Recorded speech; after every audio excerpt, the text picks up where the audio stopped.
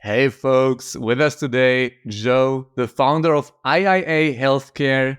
Joe, super happy to have you on. Thanks, Nicholas. Me too. Excited to be here. Awesome. Let's start with the usual question. What is IIA Healthcare and who's it for? Yeah, so the IIA stands for Intelligent Interview Automation. We're a SaaS platform for HR and talent teams within the healthcare space. So we deal with talent selection, talent mobility. Think of, in our technology, we try to think of every person as a node. Kind of how can that be a piece of data that we can understand so that for high volume, high to medium skill roles, we can understand talent mapping, we can understand mobility, we can get into prescriptive and predictive data around who you might want to select.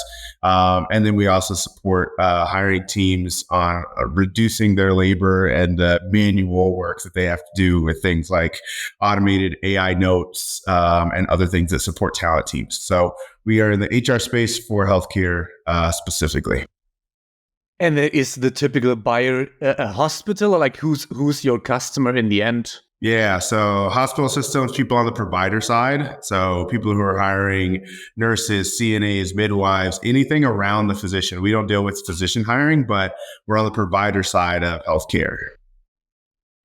Understood. And then I would love to go back quite some time and just talk about your founder journey. Yeah. So, I mean, you had a service company before that. So like, tell us about that and then how you came to the SaaS you're working on today. Yeah, I mean, my journey of being an entrepreneur and a founder is bumpy, just like everyone else's. There's things I started very early in my career, just that I learned a lot from, right? That aren't part of my profile. But moving forward into, I went to school for technology and then quickly found a passion for the people side of technology. How do you actually build the teams? How do you get into the talent side of technology? So I went into the recruiting space and I've been in some form involved in talent for now the last 18 or so years. Started a service company 12 years ago now, maybe, would be the timeline, that was focused on HR transformation. We were selling to large and small companies focused on things around employer brand, internal strategies of how can you build what we used to call SWAT teams for hiring. So, the one thing that happens is we approve the budget at like a management level. And then everyone on the team goes out and we all make highly subjective decisions about who's going to come in and work for the organization. And in reality, these are high stakes decisions. They're expensive. They're going to have compound effects on whether we release product, how our customers are treated, all of these things. And so a lot of my life and my passion is trying to think about how can we improve the way that we think about hiring, both for the candidate and for the company. And so that was my service company. Grew it to about 14 people, and we did work mainly in the US. And yeah, that was the start to kind of my full-on entrepreneurial journey. That company existed for about 10 years. And then how did you make the move from that service company to initially Interview AI, which is now IIA Healthcare, but that will be the next part of the story. So how did you make the switch from service to SaaS? Yeah. So within the service company, again, like being a technologist at heart, we always had little tools that we would build internally for our own use, for us to better organize how customers were approaching processes. And one of the tools that we built was kind of this, it was basically an interview measurement, interview scorecarding system that, we had clients that had hundreds of hiring managers, hundreds of teams that were going out trying to decide who to hire.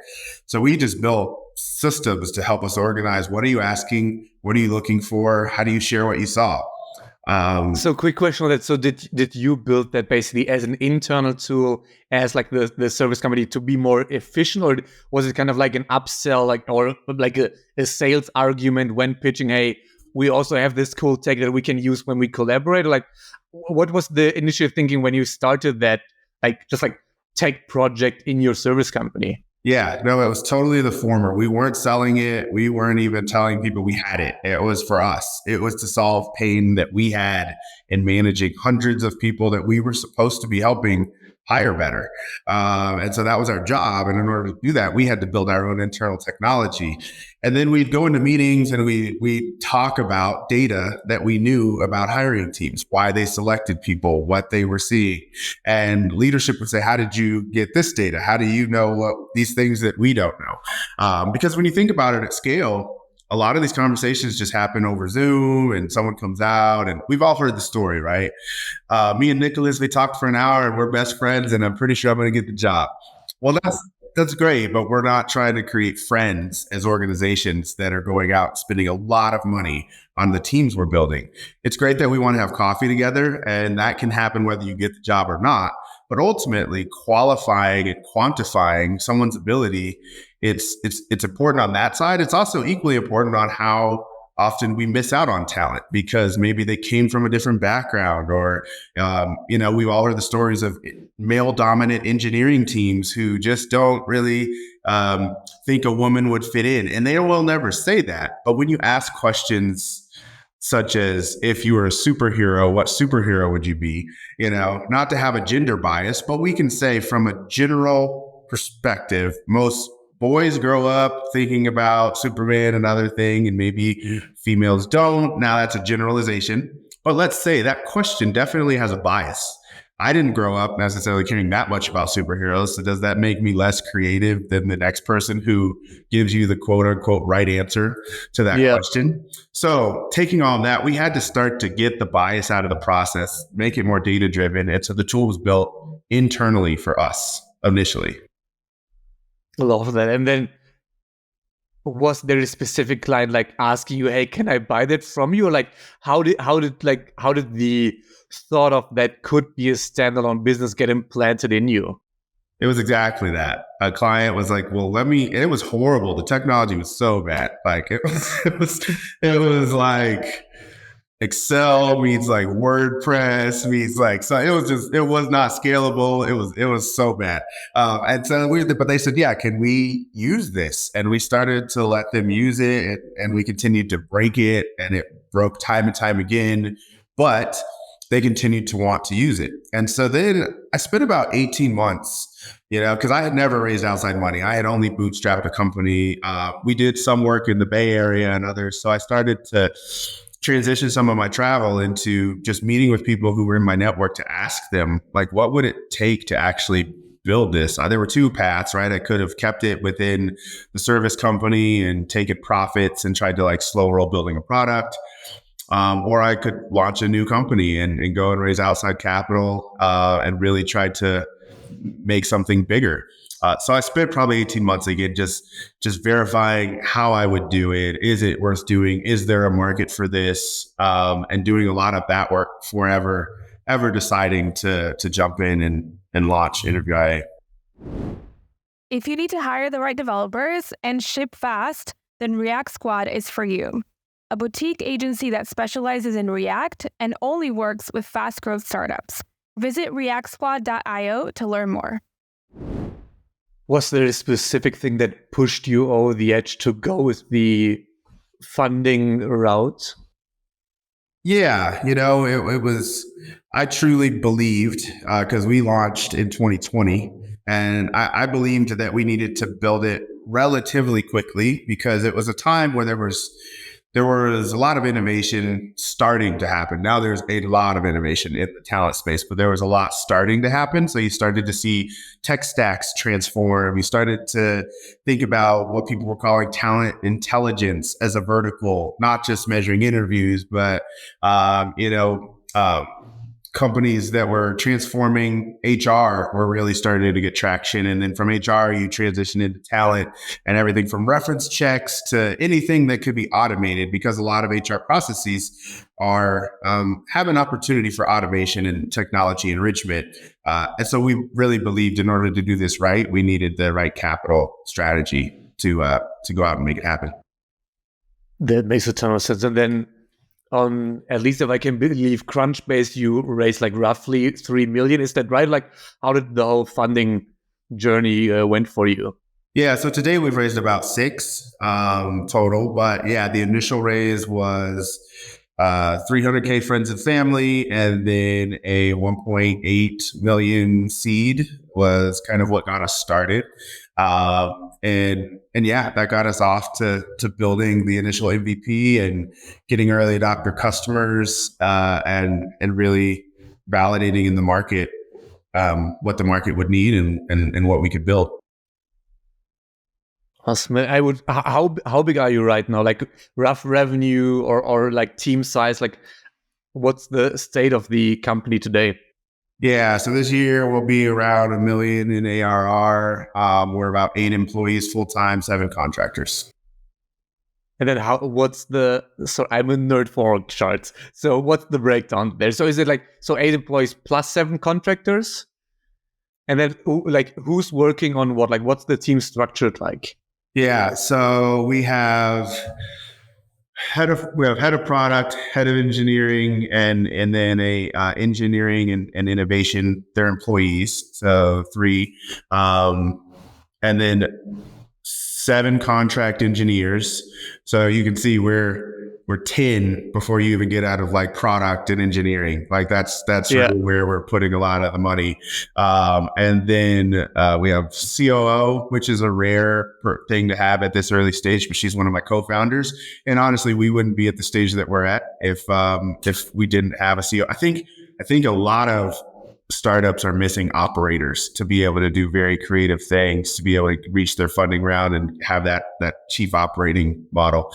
And then sales. So we have one healthcare dedicated salesperson, and then I'm in sales, and then CMO co-founder. Interesting. I would just on the sales side. So is that one person that basically also is basically compensated on what he or she brings in? Correct.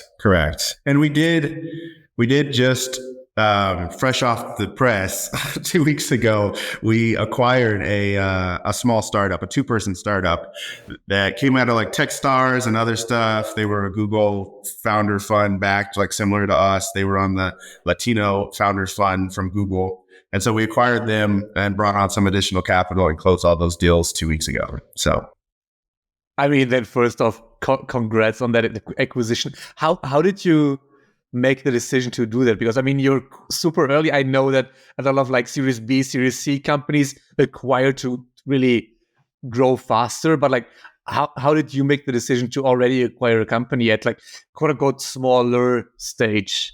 Yeah.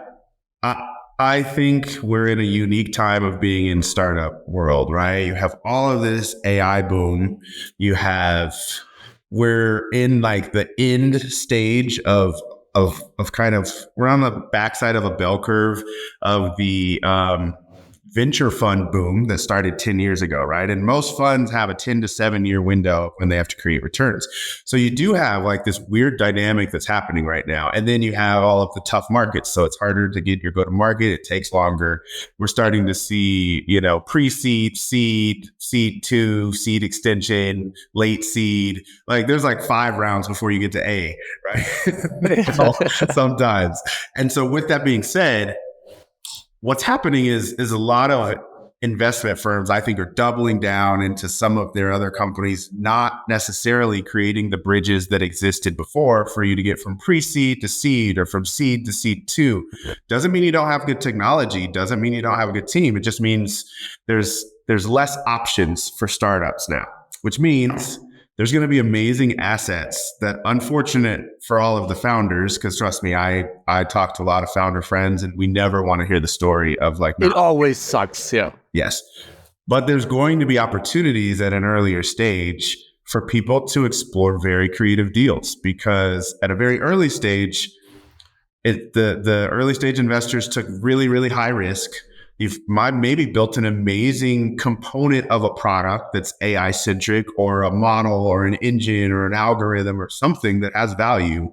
But, and so through the investor networks, I think there's going to be more conversations that will actually make earlier stage asset purchases materialize.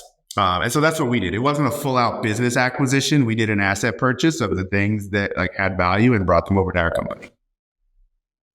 I love that and would love to double click on that because I mean, in the European space, people might know SaaS Group. In the US, I think like Tiny Capital or whatever, they are hunting the venture orphans, meaning just what you described it. Companies that got funded, they are good, but to be honest, if VC only cares about the real breakout successes, then their economics are just not tied to a startup, maybe like hitting a single or double. They need like the 10 or 100x. So it's a shitty position for the startup and the VC to be in, and they want out. So I think it's great that you as a startup founder make use of that, and it's not so that not all the value just goes to PE basically, because I think a lot of PE funds have like fun times right now, like snacking those up basically. But I think it's super strategic to make use of that specific time right now, because it's basically the first time in like 10 years that we're in a phase where that like macro economically does like where it's like the window of opportunity to hunt that basically. Yeah, you nailed it. And what did you call it?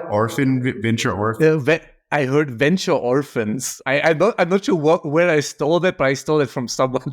No, yeah. And you articulated the time and space that we're in right now that, and also innovation is just moving at such a pace that, there's just smart people out there building great things that just need to find a home. And if you have the right venture back, you have the right financial partner, and you have your head on a swivel, there may be deals that come across the founder's desk that are actually feasible at an earlier stage than before.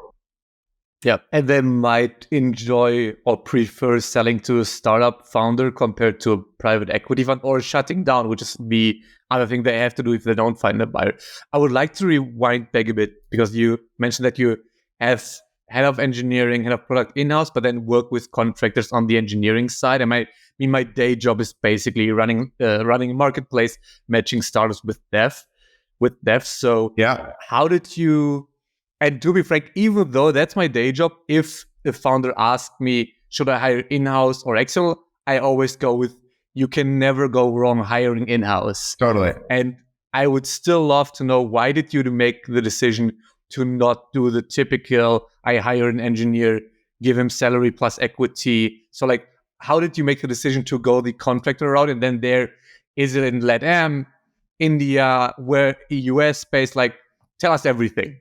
Yeah. So square one, I'm a relationship guy, right? I believe in relationships. I believe in trying to find relationships that are nurturing for the long term. So it started with our head of engineering I've known for probably 12 years. He was a CIO here in the US, but he grew up in India.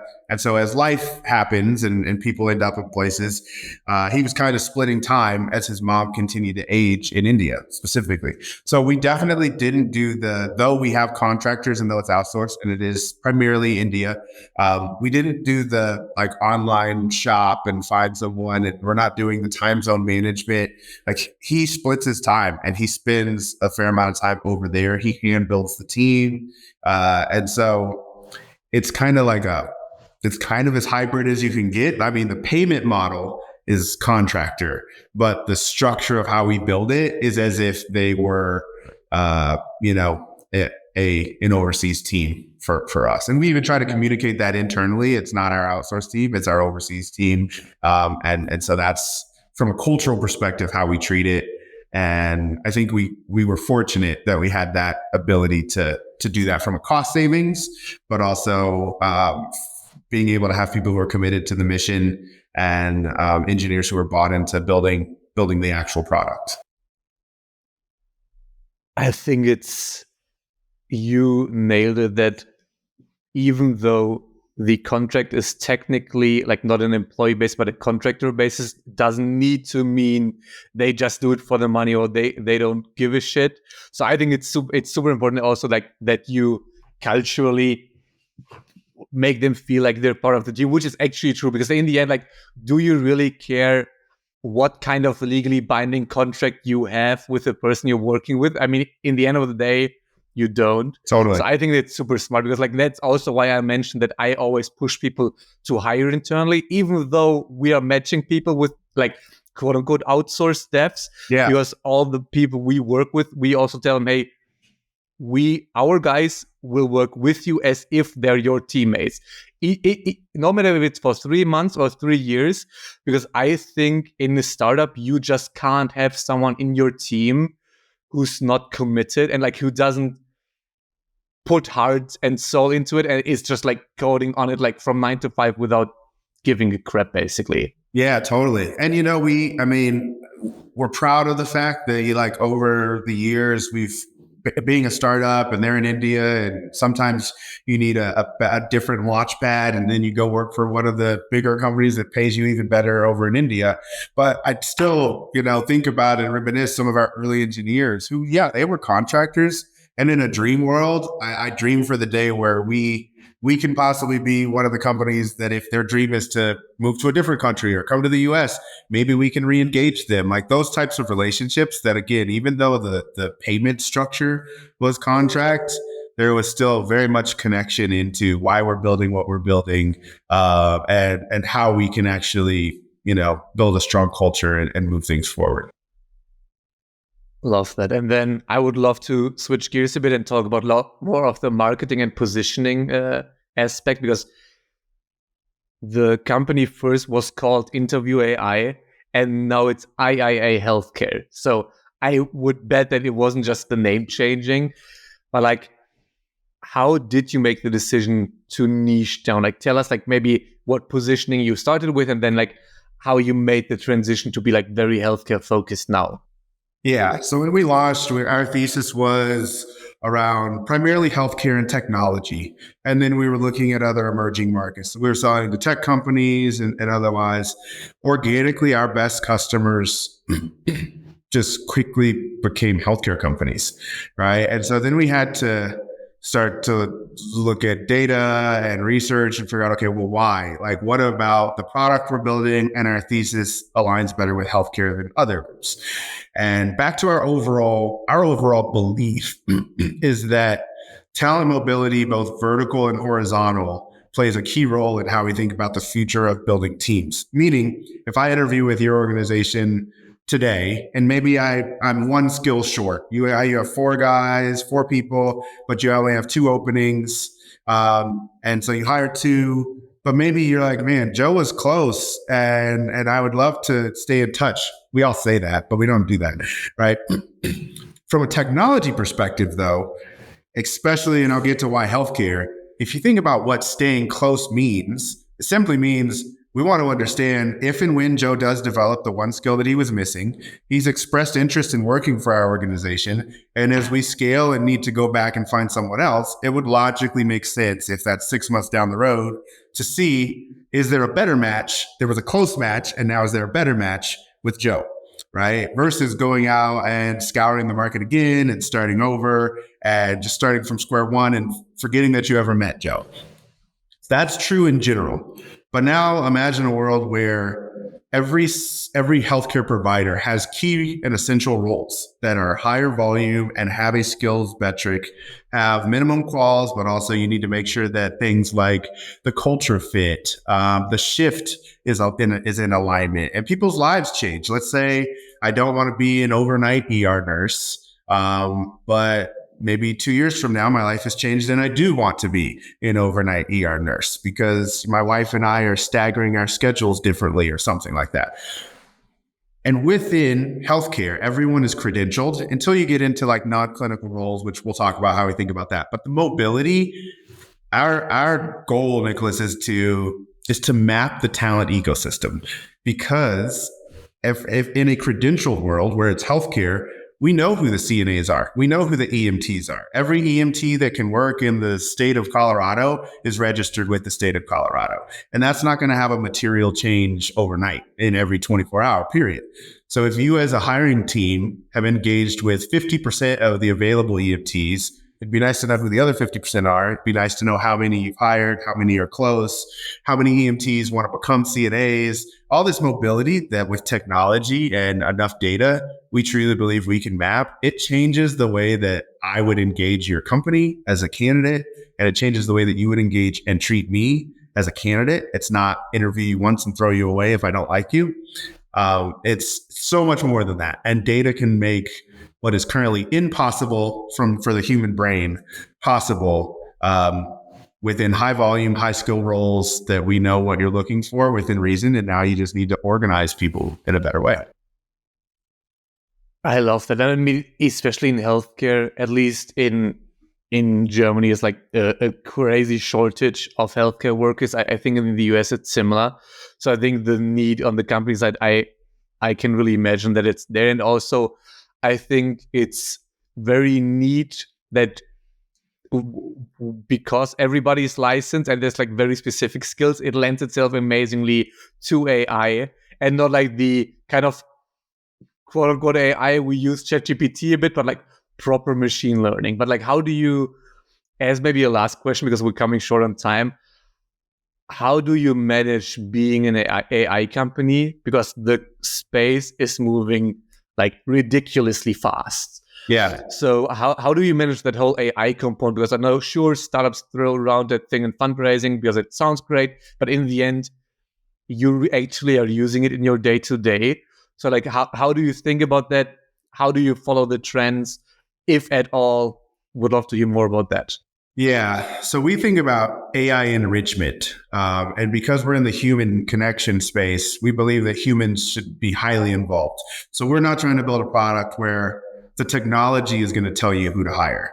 We're trying to use technology to reduce the errors that the humans are making and also to reduce the labor that happens. So, for example, the first use of AI was very ChatGPT-ish for us. It was AI-driven notes, right? After you do scorecards and after everyone interviews, and you can now click a button and it organizes notes in a way that are more conversational, that we make sure we blacklist any protected class information, anything that someone would say in their notes that's just inappropriate. And also we're starting to build more of a structured data cube from unstructured data. So the more we use AI to create notes, the more valuable notes can be. Because now if we have 100,000 candidates and we have some meaningful note about them, that whole recycle program that I was telling you about becomes more meaningful. It becomes more enriched and enlightened. And so we're thinking about how can we use AI in those ways? How can we use AI to enrich data? How can we use AI to enrich your search? And that's really what we're thinking about is how can we use it in those ways and maybe not. Also in healthcare and in HR, there's a bit of fear around AI, and primarily just for lack of understanding like what it is and maybe what it does. So we're also not necessarily trying to like lead out with everything is AI. And there's state by state laws, at least in the US, as far as how to remain compliant while using AI in hiring and in talent selection. So I think the next 18 months are going to be really interesting to see what laws come out and how they're actually enforced or enforceable. Which is also an angle, I know we're short on time, but an angle that we're exploring is how can we make sure that you remain compliant in how you show your selection of talent and who you selected, who you did not select. As AI continues to transform the way we interact with people, compliance is going to be a big thing. What's your paper trail that shows the treatment of candidates and selection and that there was humans involved in the process and you have some structured and more objective way.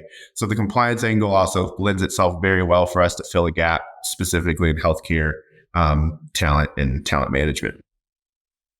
And even though that's of course like also like a big project for you to follow, every competitor needs to do the same. So also it's nothing that is pushing against you specifically, and your competitors basically like win on it. Yeah, totally. Awesome. As a final question, if we would have a pod, it's 2024 right now. If we would have another pod in like 2026,